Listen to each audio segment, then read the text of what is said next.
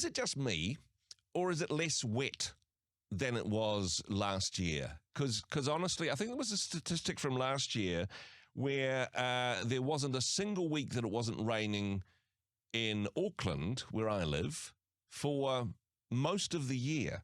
Somebody who keeps records of such things. We've got Phil Duncan from weatherwatch.co.nz. Phil, kia ora, good morning.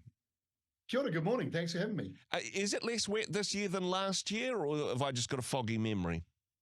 It does depend on where you live. And, last year, talking about the showers that, we were getting in Auckland, they were frequent. They were sort of all the time, but they didn't add up to much. Yep. So it felt a lot wetter than it really was. And I'll tell you a good way that I measure that. It's a very simple way.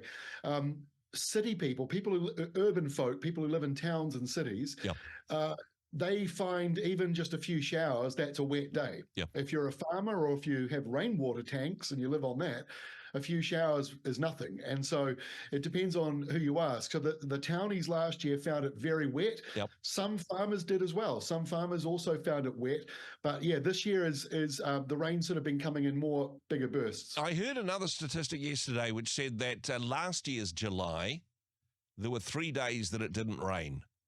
And this year seems to be a lot more than that. But maybe that's just where I lived, and I'm a townie, so who cares? No, and it depends on the airflow. We've got this winter, everything is slow and big. Normally in winter, fast-moving cold fronts. 1 minute it's like this, the next minute it's changing. Yep. Next thing, it's all over the place. This year it's been very slow. So we're having things like high pressure zones lasting up to 2 weeks sitting over the top of us. We've had low pressure zones lasting that long as well. Yeah. So we're getting it in these big sort of bursts. It's kind of like bulk ordering your groceries and you've got, 5,000 rolls of toilet paper, which will last you a year. Yep. That's kind of these big highs. Weird analogy, that one. Phil. But we've got these big highs that stick around. And so, yeah, you can have, after having those showers coming in every day last year, now it's 10 days with nothing at all, and it's beautiful. I mean, another way of measuring it, and this isn't just because I'm a townie or an Aucklander. Apparently, lake levels in the South Island, hydro lake levels, are about half what they should be, which is why we're paying so much for our electricity at the moment. I mean, that's a key measure, I suppose, that it's raining less than last year, perhaps.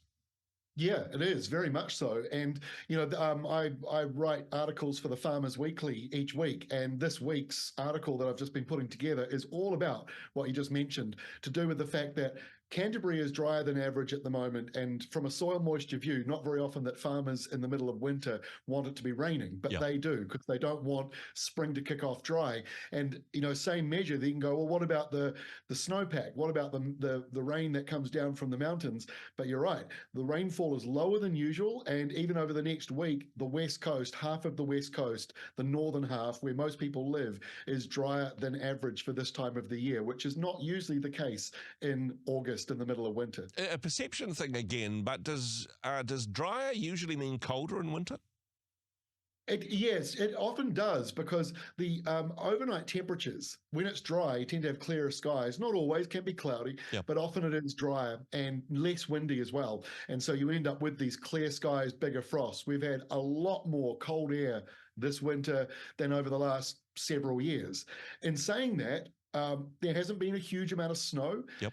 They have had snow on Mount Ruapehu this year, which in previous winters we haven't seen. Mm-hmm. But you go back to, say, let's compare to 20 years ago, and I would say New Zealand is warmer and much drier and less snowy this year than what it was like in the 1980s, the 1990s, the early 2000s. Well, perhaps less damp July than we had last year. Heading into August, well, even this coming weekend, what can we look forward to, Phil? So we've got this very weak area of low pressure over us at the moment. And for those who understand air pressure, the center of this low is about 1021 hectopascals, and average air pressure is 1013. So this low is above the average, which is kind of confusing. Sounds like it should be a high almost. But that's bringing in some showers for Friday and Saturday for the North Island. Then it clears off. High pressure comes in. Westerlies on Sunday in the lower South Island will lift temperatures up. Mm-hmm. But on Monday, in comes a sou'wester, and that's ahead of another really big high pressure zone. So frosty weather, cooler nights, drier days. that's on the way for next week. It might end next week with some rain. Yep. That's yet to be locked in, though. But this wonderful metaphor that you came up with, it's kind of like bulk ordering toilet paper, said Phil Duncan from weatherwatch.co.nz. Write that on your tombstone. But are we likely to get that sort of bulk order weather phenomenon continuing in the sort of medium to longer term? What's your thoughts? Yeah, absolutely. We're seeing a lot of high pressure at the moment. That's normal at this time of the year. Highs are usually at their biggest. In summer, the air pressure is a bit lower, but they all sort of hold arms together, and you end up with this line of dry weather. In winter, they're more sort of individual bubbles of high pressure, and they can be very big. We are seeing that at the moment. We're still seeing plenty of lows, plenty of fronts.